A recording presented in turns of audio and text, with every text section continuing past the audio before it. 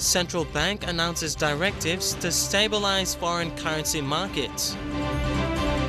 The maintenance cost from new company to equal purchase price. And Kimbe doctors petition hospital on security measures. This is National EMTV News with Toka Hasavi. Good evening and thank you for joining me. This is Tuesday's news. Companies and individuals with foreign accounts are starving the PNG market of foreign currencies. The Bank of Papua New Guinea issued 3 directives today, targeting both onshore and offshore accounts in an effort to stabilize this situation. Currently, the demand for foreign currency far outweighs the supply. Governor Loy Bakani explains that this is not a crisis situation. However, the reasons for the drying up of foreign currencies in the market range from activities in the economy that is both within and outside of their control. Factors that they have some control over are instances such as foreign banks conducting banking activities within our local banks. So you see, foreign currency is taking place abroad, the Kina is doing it here. What happens? There's no conversion taking place, from a foreign currency to Kina or Kina to foreign currency. So this is one source of why it's starving our domestic foreign exchange market. The Bank of PNG sees speculation as a potential area of the low volume of foreign currencies in the market. Things that are beyond the bank's control are current lower than expected revenues coming into the country. Low commodity prices on our exports. That's also affected the supply of foreign exchange coming in. Our exporters are not earning the same level of foreign exchange they used to earn before because the prices in the international markets are low. In order to stabilize this situation, the bank has imposed 3 directives. The first 2 relates to commercial and foreign banking activities. The first directive has 2 conditions. One is for commercial banks to stop all Kina deposits into vostro accounts that does not relate to any foreign conversion. The second is for all telegraphic transfers and drafts to be done in foreign currencies and are to be done only through authorized foreign exchange dealers. The second directive relates to the potential area of speculation. All commercial banks are now directed to stop any new foreign currency accounts for PNG residents. A 1-month audit will be carried out by an independent auditor, after which more directives will be issued as needed. The third directive is given to companies who operate offshore accounts. They're required to provide us a list of their accounts, their commitments, their income, what the inflows into those foreign currency accounts, and then what commitments are or payments they have to do.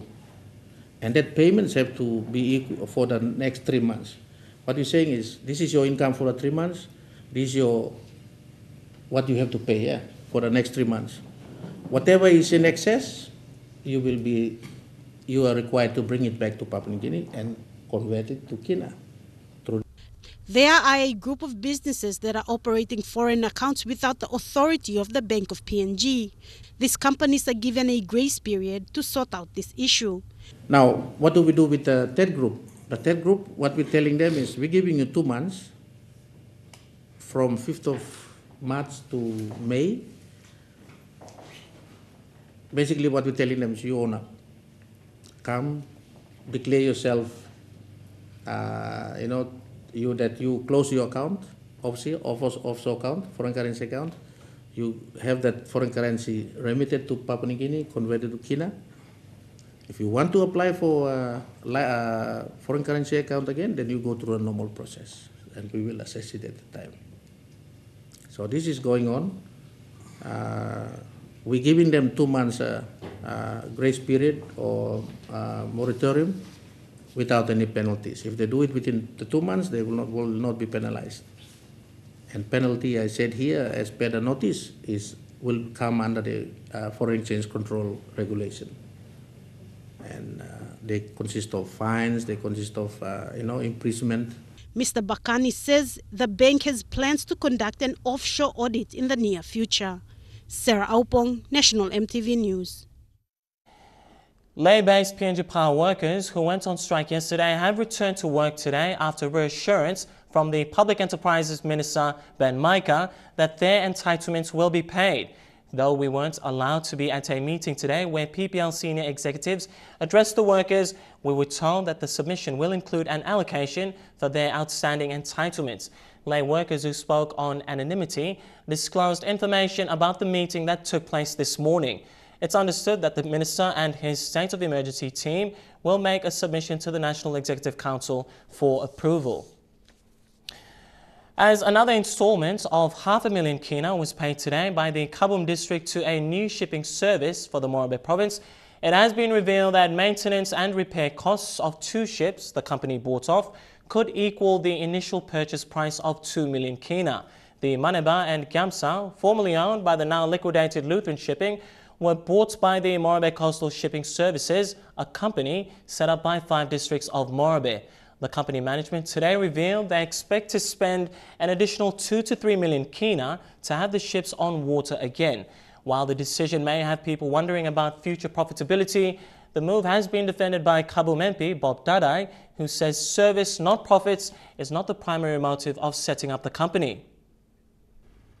It's been a journey of twists and turns in the once prominent Morobe shipping industry. In May last year, one of the biggest players in the business, Lutheran Shipping, underwent voluntary liquidation. The company was brought to its knees by a combination of various things, including high operating costs and poor management. As Lutheran Shipping exited the scene, 5 districts of the predominantly Lutheran province made the quick decision to put a portion of their district funding together and bought 2 vessels that were synonymous with Lutheran Shipping. They spent over 2 million kina for the purchase, but making them seaworthy will cost another 2, maybe more. New vessels very expensive.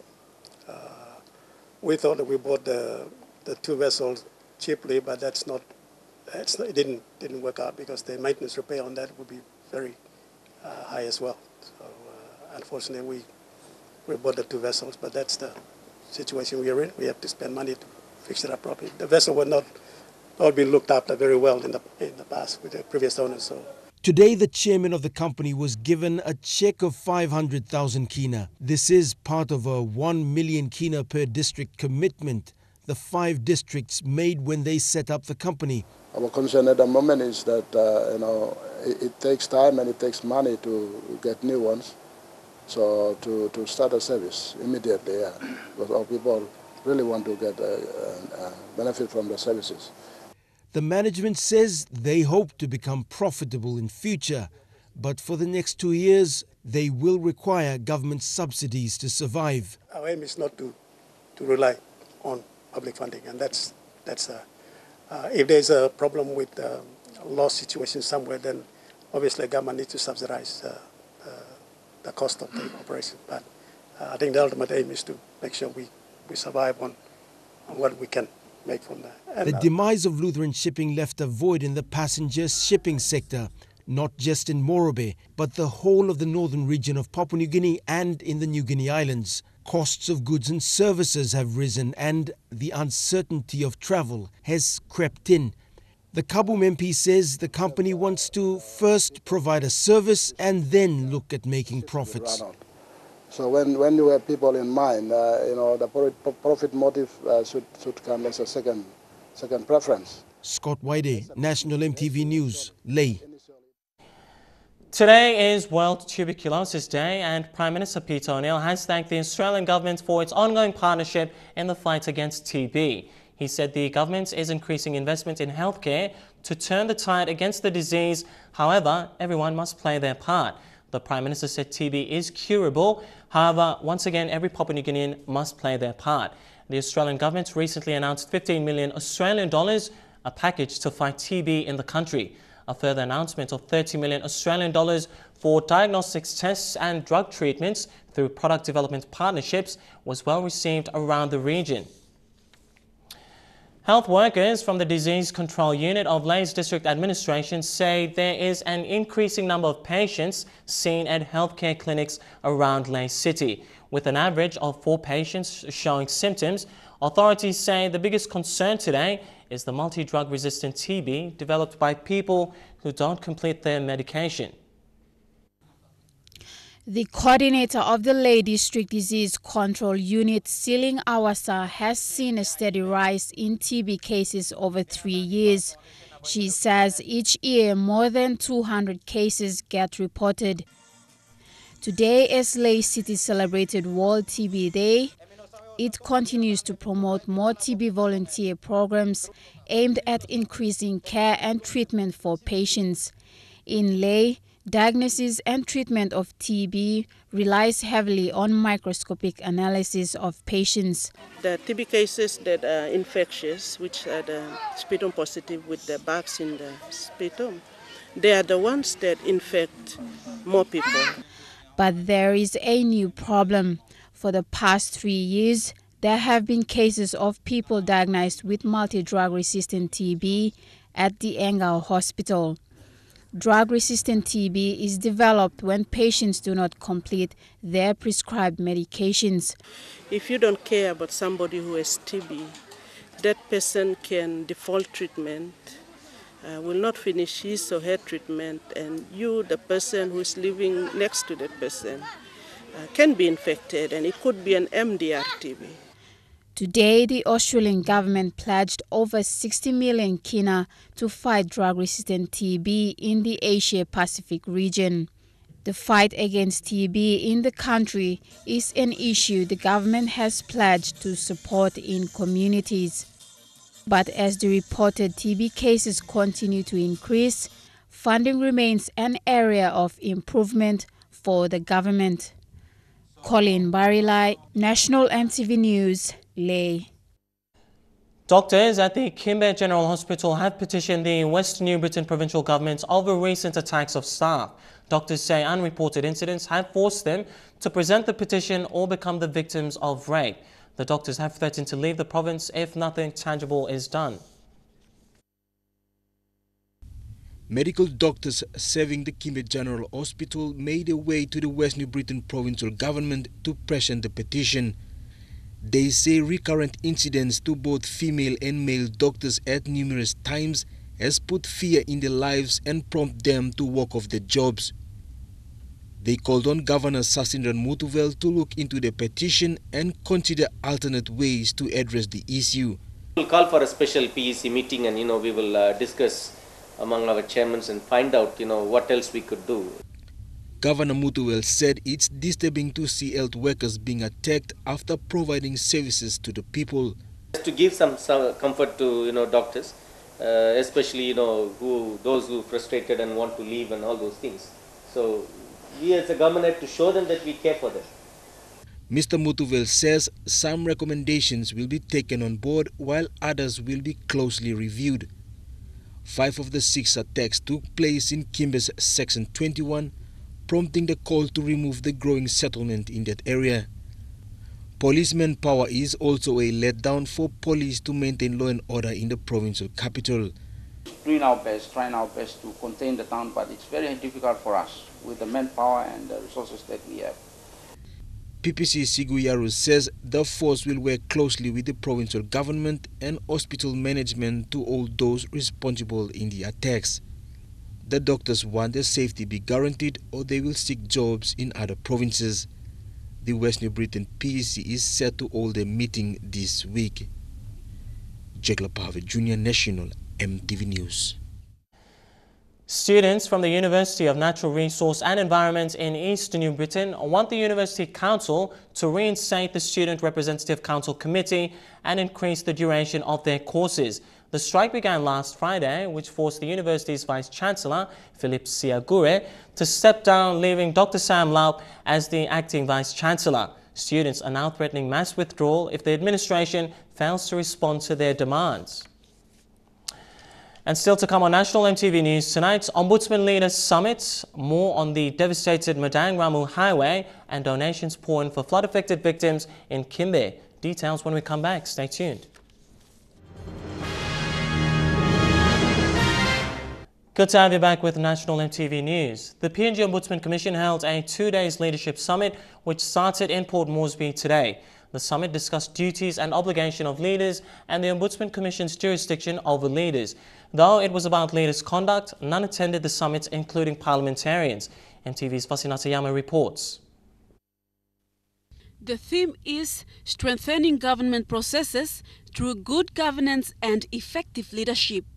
In attendance are departmental heads, chief executive officers, and managing directors from state-owned enterprises.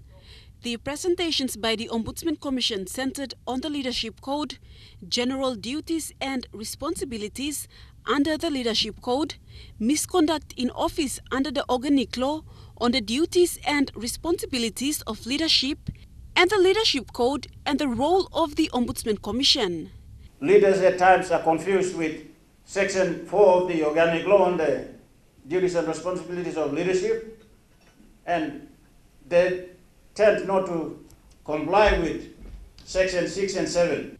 The Ombudsman Commission confirmed that most leaders or members of the Parliament do not know their roles and obligations stated in the Organic Law. Many breach the Organic Law number 5 on the duties and obligations of leadership, which prompts the Ombudsman Commission to refer them for misconduct in office. Since 1976, 110 leaders were referred by Ombudsman Commission for misconduct in office. Only 3 leaders were not found guilty. There are leaders who have gone out and tried to defend themselves. We say nothing for the moment. We are saying nothing for the moment because we want to allow that process to be completed. Members of Parliament have been urged to disclose or declare their interest, assets, liabilities and personal information to Ombudsman Commission before being held accountable. OC said they only investigate procurements to see if leaders complied with their work. Vasinata Yama, National MTV News. Works Secretary David Werris says at least 4 weeks is needed to fix the Ramu-madang highway. He said while work is being done on the 5 broken bridges between Lae and Madang, the travelling public will continue to change buses on sections of the highway. He said the funds to reconstruct these bridges will be sourced from the national government through the Works Department. Vera said officers from the Works Department have already gone out to assess the damage caused by the recent floods in Madang. He said once the costs are calculated, permanent works will be conducted to reconstruct the bridges.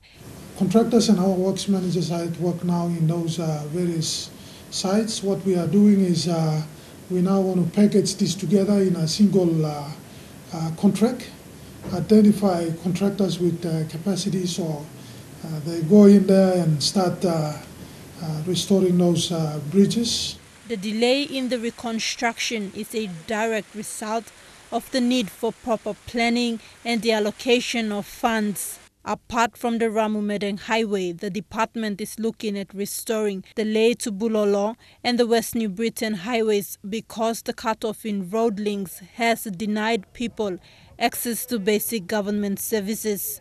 Specific instructions were issued by the Works Minister, Francis Awesa, to all provincial offices in Madang and the other affected provinces to complete the works within 4 weeks.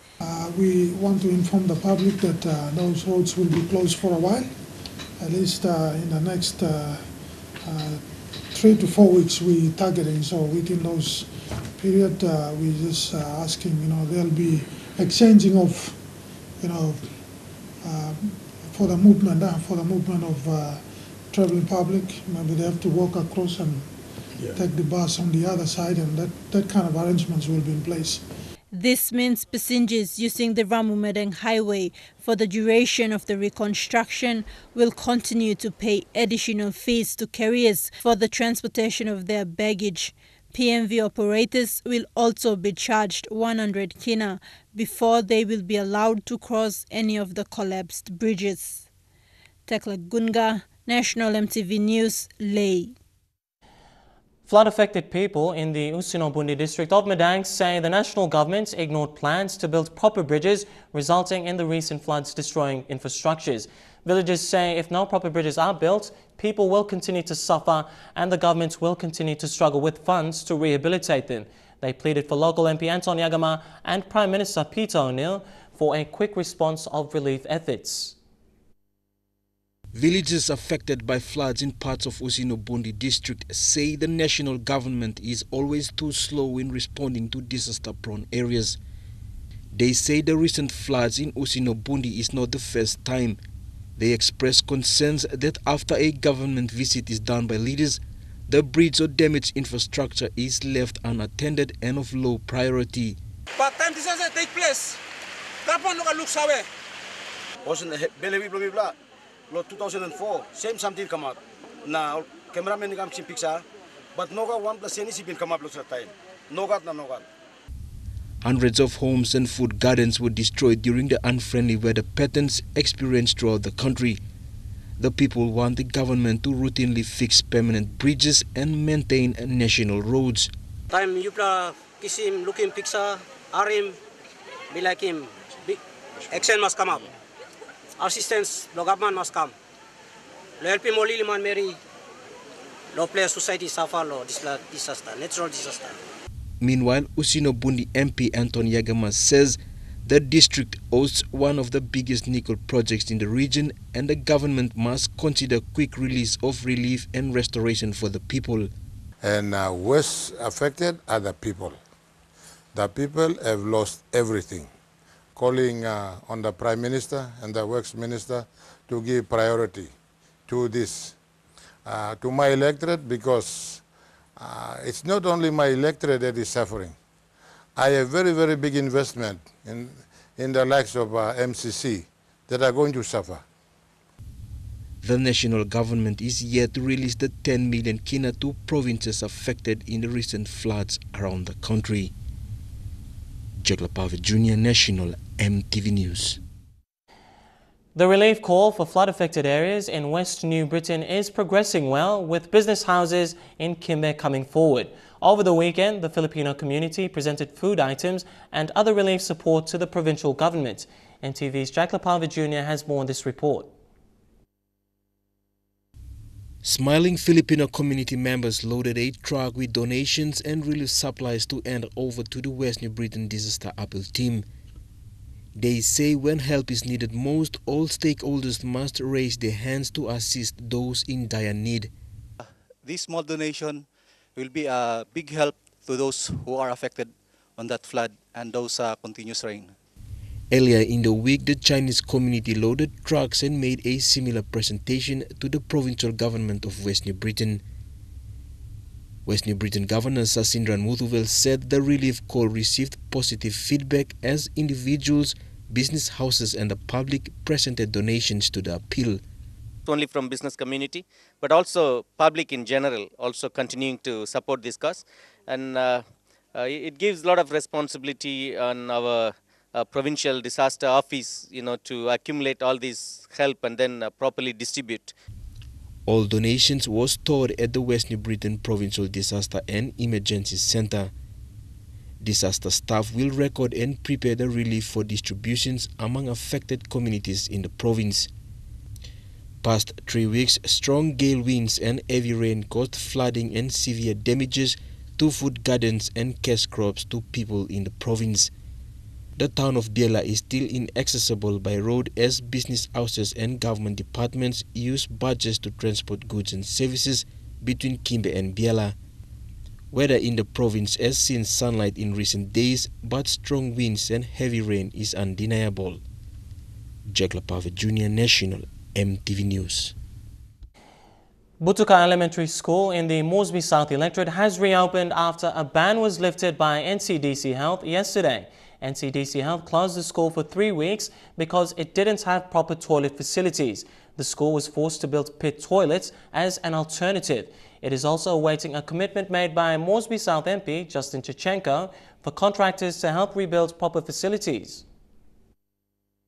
500-plus elementary students will have to make do with these two pit toilets built in the past 3 weeks after the school was closed down. Now the school authorities are calling on Mosby South MP Justin Tachenko to honor his commitment for contractors to rebuild the school toilets. The member visited the school after it was closed and announced that the toilets will be demolished and new ones built. Butuka Elementary Deputy Head Teacher Yamuya Apawa says although the school has reopened, there is still a need for maintenance and construction of classrooms to cater for the overcrowding. A health inspector came and gave the okay for the school to be opened. He wanted the toilet to have good ventilation, so the carpenters have put in the PVC pipes, and he was satisfied with it and said the school can be opened as of today. Another problem faced by the school is water shortage. The school needs a water tank to ensure constant supply and ensure students can wash their hands after using the pit toilets. At the moment, there's about 2 classes in one classroom, 2 teachers teaching in one classroom. We also need maybe water tanks, because every now and then the water goes off, and we need water tanks to store water in case the problem comes up. The school administration is worried that despite setting up the pit toilets, overcrowding will be a health risk for students. Bridget Komatap, National EMTV News. Meanwhile, Mosby South MP Justin Tachenko in a statement said Butuka was not part of its school projects for this year, but rather 2016. At this stage, Mosby South District Development Authority is looking at ways where it can draw from to assist the school. The 2015 allocation is yet to be received, and this is what the Office for Mosby South Electorate is waiting on. And now we check out the finance news. The Kina closed unchanged at $0.3765 in the interbank market, and at Bank South Pacific, your Kina was buying $0.369 $0.4643 Australian dollars, $0.3322 euro, and 43.69 Japanese yen. Looking at commodity prices at New York close, gold closed the day higher, cocoa, coffee and copper closed lower, while palm oil, copper and crude oil all closed the day higher. And finally, on the stock market, the Dow Jones closed at 11 points lower, the ASX closed at 13 points higher, and the All Ordinaries closed at 13 points higher as well. Among stories after the break, opposition leader calls on the Prime Minister to make known public plans for major events. Stay tuned for that.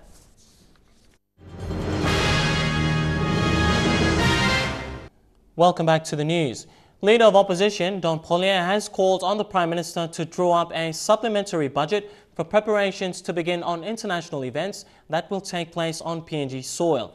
In a media conference this afternoon, Mr. Pollier said the government is not doing enough to prepare for the 2015 Pacific Games, the 2018 APEC Summit, and now the 2016 FIFA Under-20 Women's World Cup. He said the planning of these events must be made known to the public for transparency. The government failing this country in this big event. At the media conference, the leader of opposition, Don Pollier, firstly commended the government for its willingness to host the upcoming regional and international events in PNG. Mr. Pollier, however, expressed concerns about the preparation towards the staging of these events. The government is not doing enough to prepare for the 2018 APEC meeting. The government has gone to sleep, engaging in all unnecessary things. He said the government must look at the current economic status and do up a supplementary budget for preparation. The APEC, the Asia Pacific Economic Cooperation meeting, these meetings are not small. These meetings are very, very big meetings, huge meetings. The government must wake up to what it's supposed to be doing, what it's mandated to do.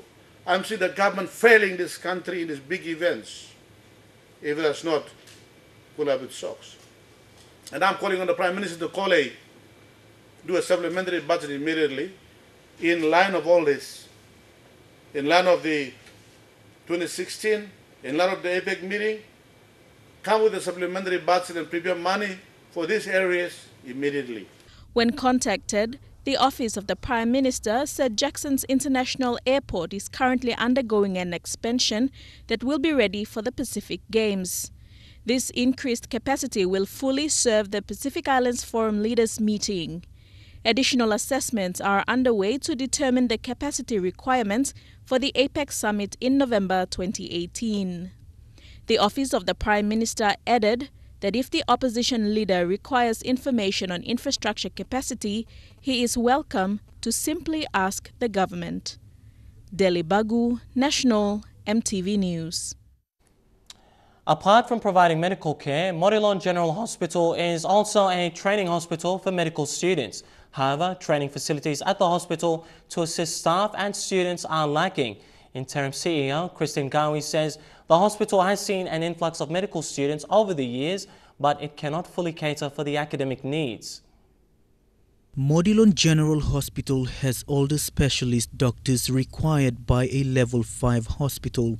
This has made it an ideal training ground for medical students. However, as much as it wants to help with training, it does not have the necessary facilities.